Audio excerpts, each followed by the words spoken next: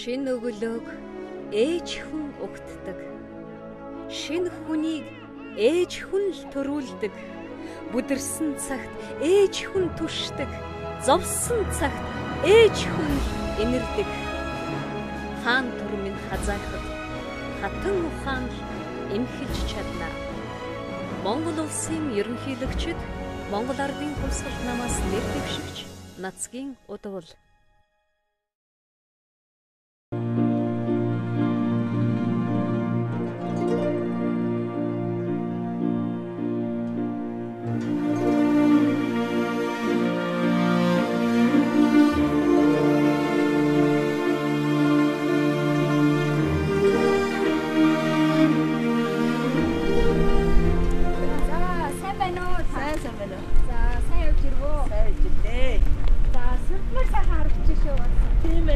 Төрийн хамгаалалтаа ирж байгаа гэж байна. Одоо анхудаага сүүлийн 500 жил ер нь бараг Монголын төрийн эмэгтэй хүн төрийн хамгаалтанд орж штэ.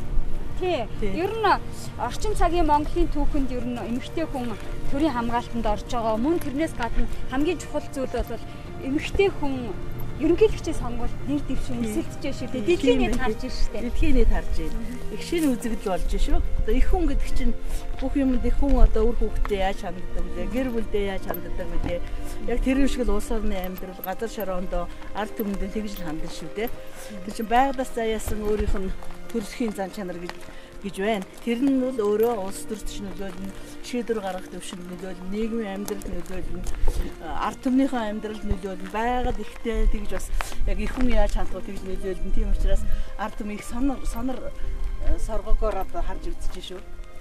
Тэгэхээр энд байгаа гэрийг би ингэ сонссоо таны яг аав ээжийн гал голомт гэр орон энд байдаг юм байна. Бас аав ээжийнхээ гал голомтыг таслахгүй та сайхан авч яваан байна. Ингээд үргэлжийн зүсэндээ бол эндээ байнг байж идэг гэд их энгийн сайхан гэрэл гаднаасаа харагдаж байна. Тийм, манай ээж аавын гэр энд байдаг шүү дээ. Бид хэд чинь эндээ ирж хуучилж ээж аавгаа дурсаж тэгээд хагас үтсээ дээр ер нь ажлын ядар бол хурд наашаа ирээд энд ирэл амардаг. Тэгээд энд ирж амраад ядаргаагаа тайлал яриа хөөрөө болол тэгээд сайхан бидний өсөд тарилсан гэрэлдээ энэ. Тэгэхээр олон жил болж байгаа. Олон жил болдог байхаа. Бидний түүхэд байхад байсан гэр шүү дээ. За. За энэ манай ээж байна. За ээжтэй би. За манай аав. Их хурдан мөртэй гоёч юм байлаа.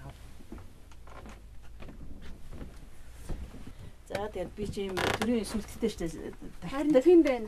Хар цагаан сүлттэй тийм тэгээд сүлтэндээ орсон ингэж мөрөгдөг юм би ээж. Хагас үтсээ дээр ирэхээр.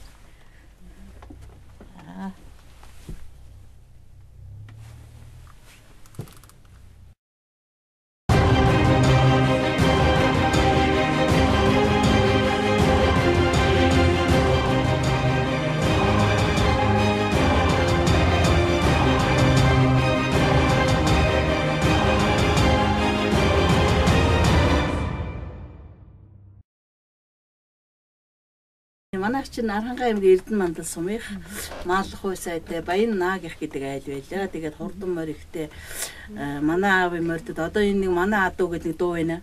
Тэр дуу яг манай аавын морьдодод зориулагдаад зохиосон юм шиг надад санагдаад байдаг. Ухаанаа зарж амьдрын шүү гэж дандаа сургадаг байсан. Тэгээд бүх хүүхдүүдээ сургууль, дээд сургууль төгсүүлээд би бол одоо 8 банктай хөөн гэдэг аав маань дандаа ярьдаг. Тий. Тэгээд үнэхээр гэр бүлийн хүмүүжил бид нарыг бол үнэхээр хөдөлмөрийн хүмүүжүүлсэн. Манай нутагт их олон авсан ээж гэж манай ээжийг хэлдэг. Олон одоо хүүхдүүд байдаг. Ээжээр их бариулж авсан. За манай эхнэр өвдөдөө нэгээл хөтөлгөмөр хөтлөөл ээжийг авах гал залагдаад явдаг. Тэгээд их унттай, устай, ааштай. Ерөөсөө манай ээж шиг бурхандаг хүн байсан. Ерөөсөө хүнийг муу ярихгүй, хүнтэй муудалцахгүй. Дандаа тэр хүний янз бүрийн муухай аашаар шингч гэсэн цагаатгаж цайруулж явдаг. Дандаа тийм ив нэгдлийн одоо бэлэгдэл болсон ийм хүн байсан.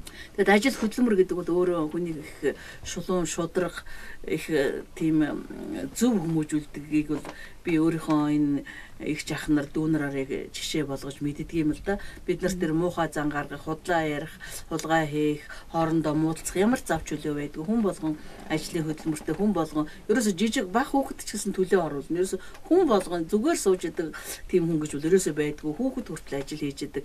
Ийм гэр бүл төссөн болохоор чинь зүгээр сууж чадахгүй. Ямар сайнд би 93 онд их нэгсэн клиникийн төвийн захирал байхдаа халтарч унаад гараа энэ 100 гарынхаа энэ үгээр хугалсан. Тэгээ зүгээр сууж чадахгүй цагаан дархийг одоо өөрөө ингэж харж зурж агаад хатгаад тэгээд энэ дархийг одоо ингээд аюу яагаад 17-уулаад би өөрөө бас шүтэж энэ цагаан дархийг шүтэж явдгийг. Тэр та анх ажлын гараагаа яаж эхэлж исэн бэ? Таны хүүхдийн эмч байсан гэж би сонсон. Уг нь би ангаахад орно гэж боддоггүй байсан. За гадаад харилцааны мэрэгжилтийн юм айл эсвэл жүжигчин болъё доо гэж боддог байсан. Тэгсэн чинь өвдөд 10 дугаар анги төгсөх жилээ өвдөд. Маш хүнд өвдсөн. За тэр нь бол 4 удаа хаалгаа хийлгэж мухар олгоо одоо өвдөд хороолгоо өрөвсөл болоод за тэгээд сумынхаа эмчийг очиж дуудаад одоо эдээ 6 цагийн үед дуудаж байгаа. Тэгээ маргааш нь 6 цагийн үед дуудахад оройн 6 цагийн үед дуудах маргааш нь 1 цагийн үед нөгөө дуудаг хүн чинь ирж байгаа. Тэгээд эмнэлэгт очиод би аль хизээ олгоо хагарцсан. Үндсэндээ шоктой ороод тэгээд би бол өхөл амьдралын зааг дээр аймгийн нэгдсэн эмнэлгийн Месаслын дасагт үндсэндээ 3 сар болсон. За тэр үедээ бол за өнөөш нь хонох лөө байгаа юу яана гэж ингэж хүмүүс яадаг. Яг өдрөө хүлээсэн, хоногоо хүлээсэн. Тэр мухар олгоо одоо ямар л өрөвсөл байдгүй. Тэр бүгдийг тусаж бүгдийг одоо дайрч гарсан. Тэгээд би дөнгөж босоод ингээд алхаад гадагшаа гараад ингээд платнуудын юу харсан чинь номер ч сайн мэддэггүй. Ингээ тэгээд уйлаад яг өөрийгөө хараад харсан чинь бүр амар танигдахгүй хүн болсон байгаа байхгүй бүр. Ясаар суулцсан. Тэгээд хөө яна энэ яс амар юм гэдэг би уйлаа. Өөрийгөө тойлон дарчаад уйлахгүй юу. Тэгсэн чинь манай эмч эрлэг намын хаанд чамаа ингээд явуулсан чинь чамаа бүх үе чи эдэнт ингээд юу ятсан. Хөдөлгөгдсөн гээд авахгүй. Ингээд манай эмч тэгэхгүй юу. Тэгэл нэг баахан уйлаад гарсан чинь гадаа яг хананд айгүй гоё үг хүчсэн байдаг байхгүй юу. Тэгсэн чинь тэрэн дээр та эмнэлэгт ирэнгүүтээ баярлах хэвээр ягаад гэвэл та аюултай өвчнөөсөө салах гэж ирээ те. Тэгээд энэ өвхлээс та авраглаа ш те гэт бүр ингэ зориулаад бичсэн байсан надад. Тэгээд би тэрнээс хойш аюу сайн болоод ерөөсөө уйлахаа байлаа. Тэгээд өөрөө тэр өвчнөдөө маш сайн хийцээ. Тэгжээч гэдэг амьд болсон.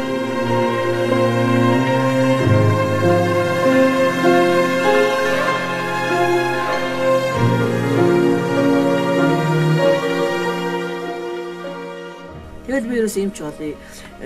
Эмчтэй бүр Месаслын эмч болъё гэж тэр имлэгээс шийдээд тэгээд эмч болсон шүү дээ. Тэгээд нэг тийм эмч болсон учраас надад алдах хэрэг байхгүй. Би бүх юмыг мэдэх ёстой. Хаана ямар юмыг би алдчих бол гэж маш сайн сурсан. Ангаахад байхдаа. Яг гэвэл тэрийг одоо дүн авахын тулд сурсан биш. Хамгийн гол нь өөрөө нөгөө зовлон үдсэн, биеэрээ зовлон үдсэн хүн чинь бол хаана нь хүнд алдаа гаргачих вэ гэж бодохоор би мэдэхгүй үдчих юм байх вэ гэж үзэхээр 6 жилийг бол номын санд өнгөрөөж байгаа. Анх эмч болоод очиод ямар байсан нутагтаа бас очижсэн. Тий, эхлээд ерөөсөө эмч болоод Аранхан аймагт очиод тэгэхэд Сосор Барам гээд эрүүл мэндийн газрын дарга Сосор Барам гээд их туршлагатай хүн байсан. Тэгээд Сосор Барам дарга тушаал гаргаад би анхныхаа ажилд орсон шөнө хүүхдийн байлнестаар жижүүр хийсэн. За тэр жижүүрүүд маш хүнд байсан. Би тэр жижүүрийг бол юу гэж боддгоо гэвэл яг миний яг ажил амьдралын хамгийн гол нь миний амьдралын зам шиг маш хүнд тийм одоо гараанаас эхэлсэн байна лээ гэж би хожим нь боддгийн 3 хүүхэд ерөөсөн амьсгал хураачих гээд нэг хүүхдийн байнга хиймэл амьсгал хийгээд зүрхэнд нь массаж хийгээд тэгээд өөрөө ингээ уйлаад дээрээс нь ингээ тусаад би тэр хүүхэдтэй амьсгал хиймэл амьсгал хийгээд зүрхний массаж хийж исэн. Нэг хүүхэд нь бүр тийм тураалтай хүүхдээсэн. Тэр үед чи нөгөө амьдрал бас сайнгүй байсан, ард түмний амьдрал сайнгүй байсан. Ядуу тийм айлын хүүхдүүд бүр ингээд ясаар суулцдаг. тэр тураалан 3 дугаар зэрэг чинь баг ингээд би үзэхдээ дөнгөж нөгөө оюутны ширээнээс гас нөгөө хүүхдийн нүднээс айгаад энэ гараараа ингээд нүдийг ингэж халахж иж хүүхдээ үздэг. Бараг зүрхний цохилтон сонсогдохгүй ингээд хөндөрцөн хавиргана. Тийм хүнд хүүхдээ нэг хүүхдийг бол бас нэлээ хүнд ер нь 3 их хүнд хүүхдтэй онсон. Тэгэл ямар ч байсан гурвангийн халуун чихийн дараагийнхаа хүнд атгуулсан. Имч байхдаа 2 ихэр хүүхэд төрүүлээ. Тэгээд тэр үед чинь бас эхомхоор хөөс мөсөнд бас харддаг байсан. Тэгээд эрэгтэй эмэгтэй 2 ихэр хүүхэд надаас гарсан. Тэгээд би 2 нас хүргэж байгаад алдсан. За тэр нь болохоор охин ганцхан охинтой байсан. Тэгээд тэр бол бас хамгийн хүнд бас л нэлээ хүнд. Тэрэн дээр бол би харин нэлээ нугарсан гэж хэлж болно. 7 хоноод яг одоо 7 хоног 7 сарын илүү баха. Яг хүүхдээ оршуулаад ажилд ороход би бол өс цайцсан байсан. Биш манай хүүхдийн больниц одоо ярьдгийг. Амьдрал бол тэр чигээрээ өөрөө тэмцэл байдаг. Зовлон жаргал нь бол яг тэмцэж байдаг.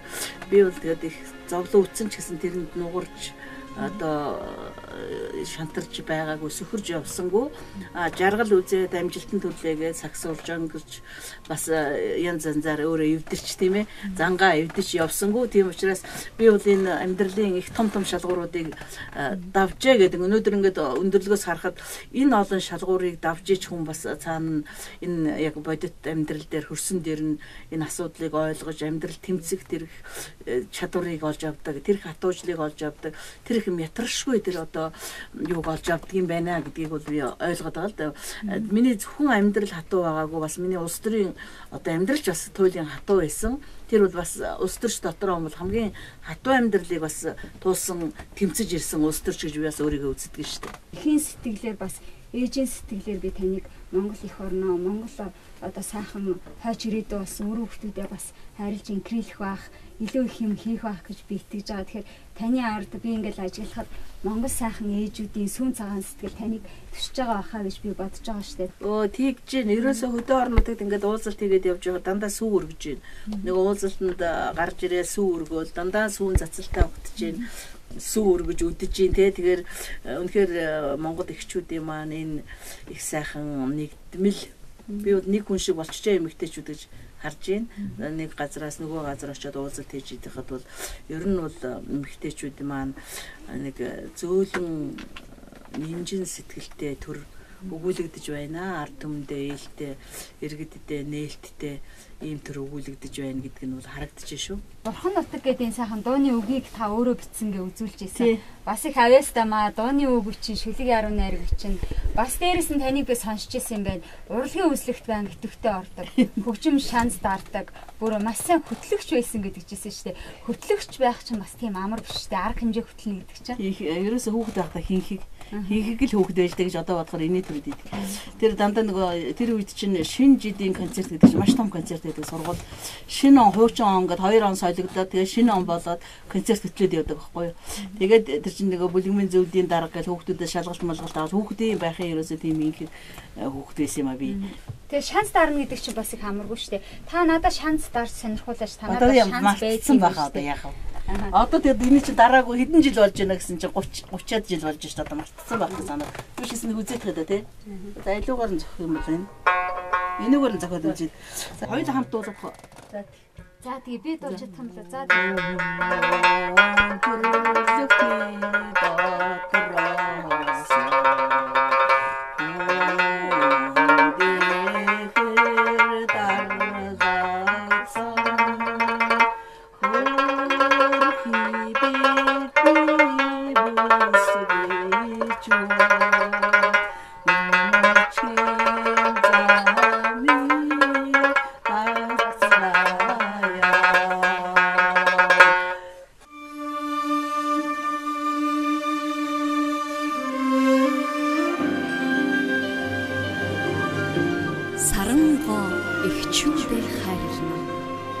санчиг буурал ахмадуудаа хүндтэгнэн хацаргоо ойхтоо инэрнэн хөх Монголын эрчүүдээ дээдэлнэн.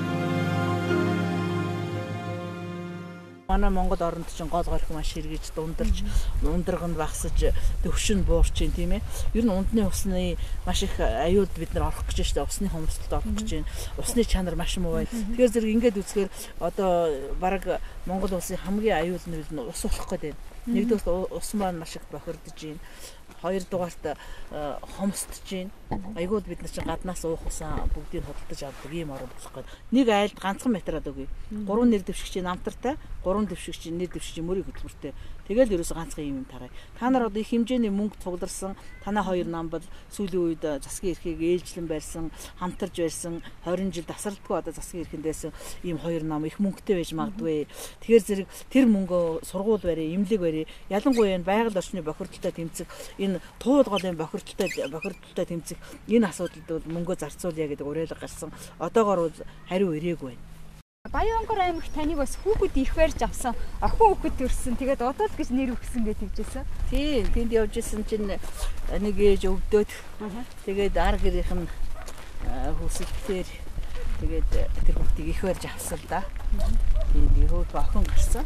Тэгээд ээж аав нь нэр өгөөч гэхээр би удал гэж нэр өгөөд за энэ улс гэрээ төвшин сайхан авч явдаг удирдагч хатан болоорой гэж ихэнд шивэнсэн шүү дээ. Оо ямар бэлэгдэлтэй сайхан бэ. Тэгээд ер нь би бол энэ удаагийн сонгуулийг хэн ялах нь чухал биш ээ. Хамгийн гол нь шудраг сонгуул болоосай. Агаараас бууж үнэнд гүйцэгдэж амьдрал ярьсан асуудал шийдсэн ийм сонгуул болоосай гэж би бол эмэгтэй хүний хувьд, их хүний хувьд, эрдэмтэн хүний хувьд хоёр нэг дэвшигчтэй бас уриалсан. Би бас өөрөө тэгж хүсэж байна.